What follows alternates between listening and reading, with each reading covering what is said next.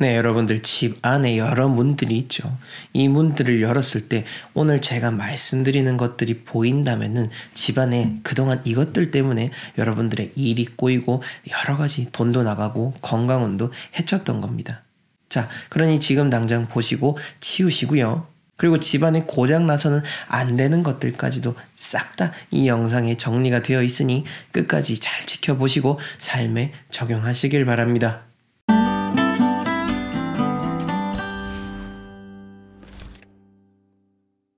네, 멋지동입니다. 풍수학에서는 사람이 살아가는 집을 집택자라는 한자를 쓰는데요. 이 집이라는 것은 곧 우주가 담겨 있습니다. 우주라는 한자도 지부, 집주로 표현이 되죠. 그만큼 우리가 집안에서도 여러 자연의 원리, 이런 세상에 돌아가는 그 이치를 잘 적용을 하면은 순리대로 살아갈 수 있고 여러분들이 하는 일들이 술술 다 해결이 잘 될 수가 있다라는 것을 내포하고 있습니다. 여러분들이 자연의 원리에 맞춰서 집을 잘 관리하실 수 있도록 이 영상을 통해서 준비를 했으니 이 시간을 기점으로 해서 여러분들의 삶이 더욱더 풍족해지시기를 기원하겠습니다.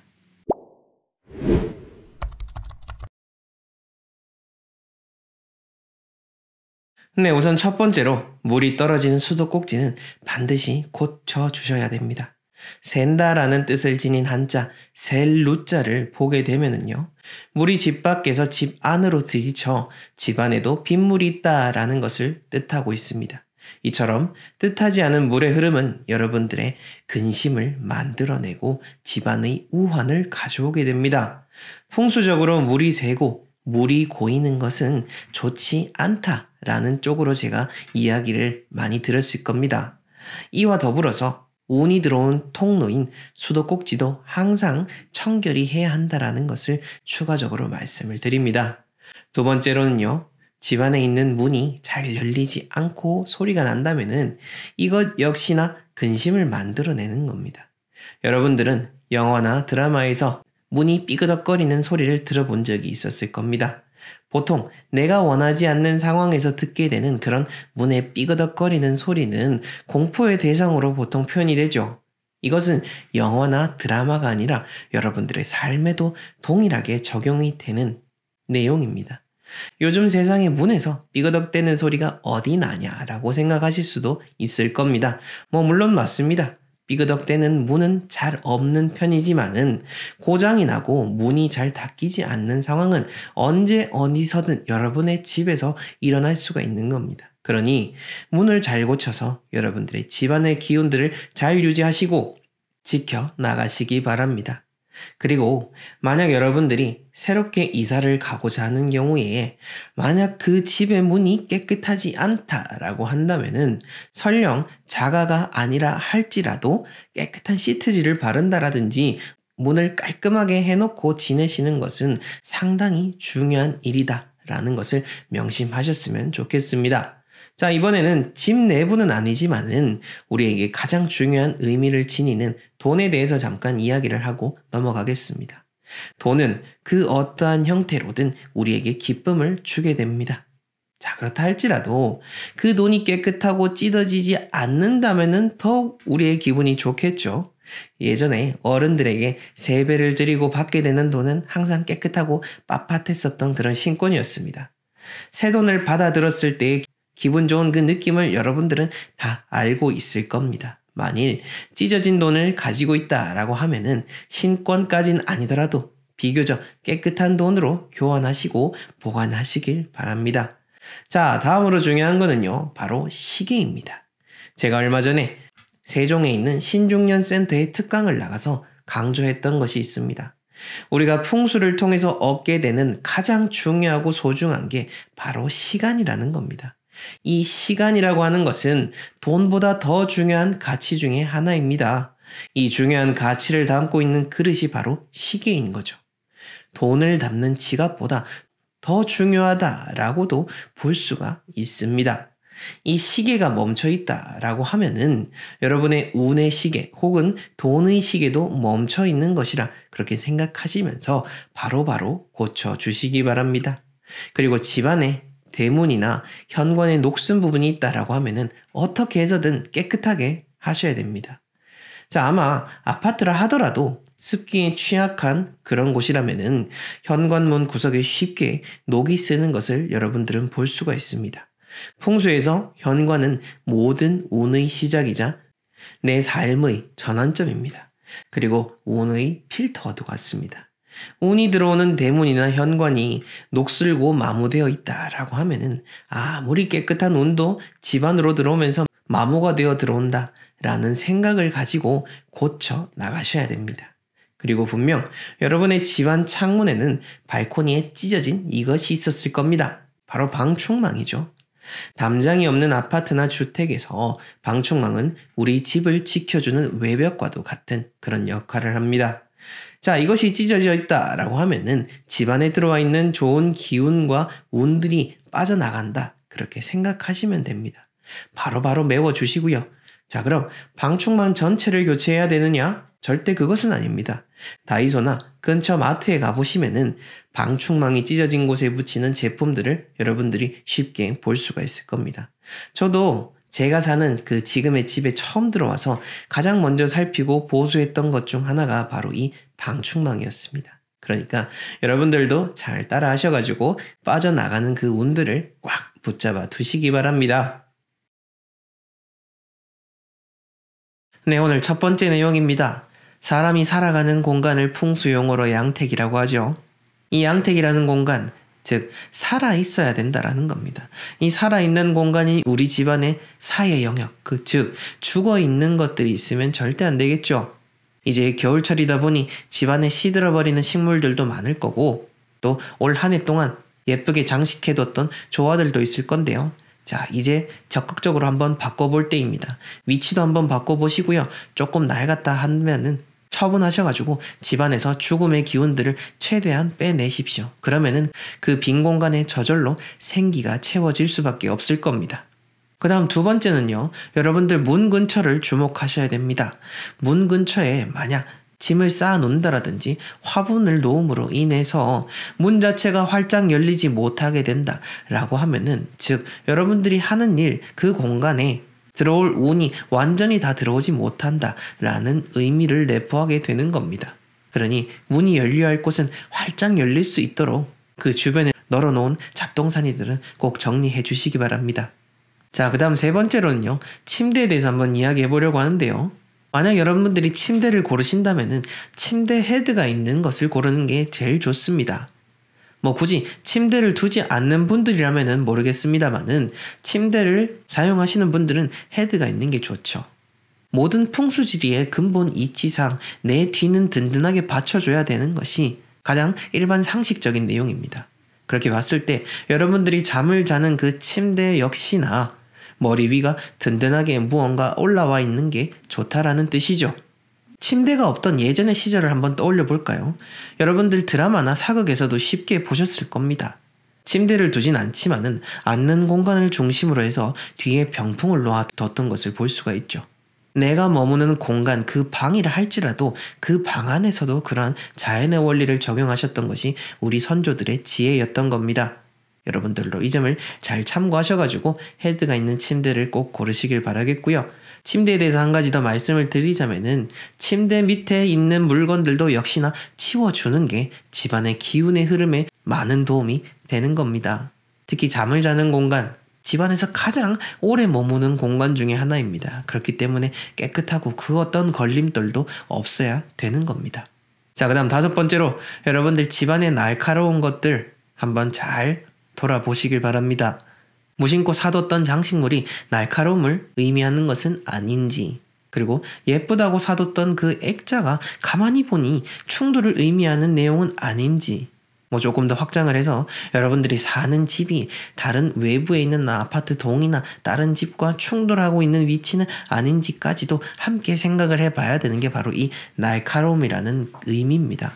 생각보다 아주 광범위하게 적용이 되는 그런 중요한 개념입니다. 그러니 안정을 취해야 되는 공간, 집안에서도 뭔가 깨끗하고 원만하게 이루어져야 되는 그런 공간이라면은 날카로운 것들은 반드시 치워 두시길 바랍니다. 그 다음으로는 거울인데요. 사실 풍수 인테리어적으로 봤을 때 이 거울이라는 것은 상당히 신비로운 물건 중에 하나입니다. 여러분들의 기운을 쫓아버릴 수도 있고 외부의 나쁜 기운을 막아줄 수도 있는 양날의 검과도 같은 그런 성질을 지니고 있습니다.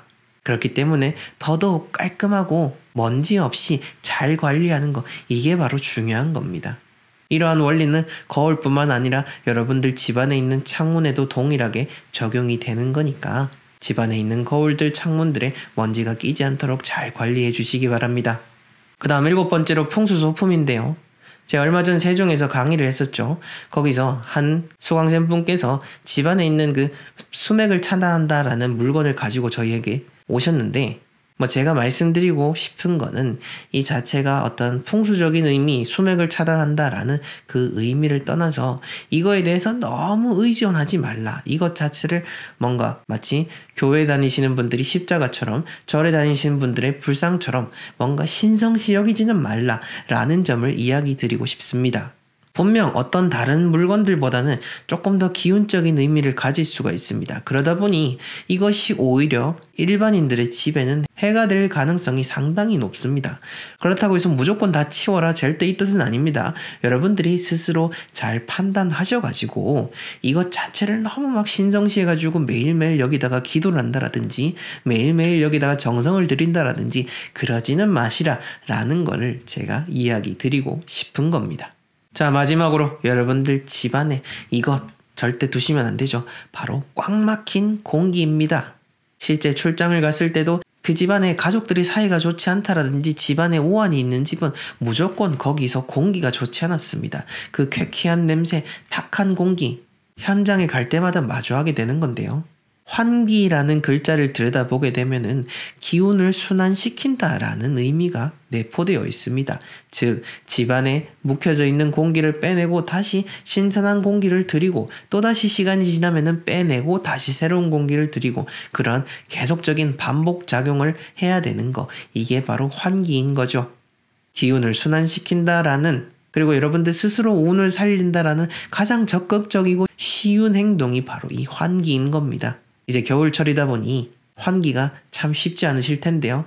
그렇다 하더라도 딱 하루에 한 번 정도는 시간을 정하셔가지고 바로바로 환기를 해주시고, 뭔가 냄새가 많이 나는 음식을 요리하셨다면은 식사 후에는 바로 이렇게 창문을 열어두셔가지고 한 번에 환기를 쫙 하시고 그 다음 다시 닫아두셔가지고 따뜻하게 지내시는 것을 권해드립니다. 자, 각 공간별 문에 대한 내용을 들어가기 이전에 이 문 자체에 대한 의미 여러분들 확실하게 잡고 가셔야 되는데요. 제가 이미 앞에서 얘기 드렸죠. 문과 문이라고 하는 것은 새로운 공간 그리고 다른 공간을 함께 이어주는 그러한 통로로서의 역할을 하게 된다. 즉, 기운이 지나다니는 통로가 될 수도 있지만은 한편으로는 기운과 기운이 충돌할 수 있다라는 그런 풍수적인 의미를 담고 있기 때문에 문을 열었을 때 무엇이 보이느냐 안 보이느냐에 따라서 길과 흉이 정해진다라는 그 개념을 확실하게 이해하고 가셔야 되는 겁니다. 자, 그럼 첫 번째로는요, 바로 현관부터 들어가 보도록 하겠습니다. 현관을 열었을 때 딱 보이면 안 되는 것은 바로 거울입니다. 현관 풍수 인테리어에 있어서 이것은 서양에서도 다 동일하게 접목하고 있는 이론이기도 합니다. 문을 열었을 때 거울이 보인다라는 것은 집안으로 들어오는 좋은 기운을 쫓아내거나 흩어지거나 흡수해버리는 기타 등등의 여러 의미를 가지고 있기 때문에 궁극적으로는 집안에 좋은 기운이 들어오지 못하도록 하는 역할을 한다라는 것이 바로 현관을 열었을 때 바로 보이는 거울인 겁니다. 그리고 문을 열었을 때 여러 가지 더럽고 어지러운 부분들이 보인다면은 역시나 좋은 기운이 들어오다가도 도망갈 수밖에 없겠죠. 그리고 본질적으로는 여러분들의 그 문 자체도 깨끗해야 되는 겁니다. 문 자체도 어떤 더러운 것이 묻어 있으면 안 되고 여러분들이 주기적으로 안이든 밖이든 한 번씩은 닦아 주셔야 진정으로 좋은 운들이 집안으로 적극적으로 들어올 수 있다는 것을 꼭 기억하시기 바랍니다. 그 다음으로는 화장실입니다. 화장실 문을 열었을 때 사실 제일 좋지 않은 것 중에 하나가 바로 변기가 바로 딱 보이는 겁니다. 변기의 위치가 여러 곳이 있을 수가 있겠지만은 기본적으로 문을 열자마자 변기가 보여지는 집들도 상당히 많습니다. 얼마 전에 집구조 진단을 해드린 집도 내부 영상을 보내주셨을 때 보니까 딱 바로 화장실 문을 열었을 때 변기가 딱 마주 보이더라고요. 근데 이 변기를 옮기는 거는 사실 거의 불가능에 가까울 만큼 복잡한 공사이긴 합니다. 그러니까 옮길 수는 있는데 여러 가지로 절차적인 부분에서 복잡한 게 있기 때문에 사실상 옮기는 게 정말로 어렵다라고 이야기를 드리는 겁니다. 자, 어찌됐건 간에 이렇게 보이면 안 된다라는 부분을 여러분들 기억하시고 나중에 뭐 집을 지을 수 있는 상황이 된다라면은 잘 참고하셔서 적용하시면 됩니다. 자, 그렇다면 이런 경우에는 뭐 변기를 옮길 수는 없겠죠. 옮길 수는 없지만은 가급적이면 이렇게 활짝활짝 열어놓는 습관은 가급적이면 자제하시라라고 볼 수가 있고, 또 문을 열었을 때 지저분한 휴지통이 바로 보이고 여러 가지 쓰레기가 바로 보이게 된다면은 집 안으로도 흉한 기운이 전파될 수 있으니 이 점을 잘 유의하셨으면 합니다. 그 다음으로는 주방입니다. 뭐 주방은 문이라고 할 거는 없겠지만은 여러분들이 주방이라는 공간을 처음 딱 보게 됐을 때 보여지는 부분들에 대해서 신경을 쓰셔야 되는 겁니다. 우선은 흉한 것부터 보이면 안 되겠죠. 주방에서 흉한 것은 뭐죠? 바로 뾰족한 것, 칼입니다. 제가 주방 영상과 관련돼서는 칼을 최대한 밖에 내놓지 마시라라고 알려드렸죠. 칼이 보이지 않도록 칼꽂이에 잘 수납을 하시고요. 그 다음으로 밥솥 역시나 잘 보인다라고 하면은 여러분들 집안의 재물운을 관장하는 이 밥솥이 훤하게 드러난다라는 의미입니다. 즉, 좋은 것은 감추어라라고 하였습니다. 여러분들의 금고와도 같은 그 밥솥은 가능한 한 너무 활짝 보여지는 것은 자제하도록 여러분들이 배치를 잘 하시거나, 그것도 어렵다면 뭐라도 쓰지 않을 때는 덮어놓는 것, 이것을 실천하는 게 정말로 중요한 겁니다.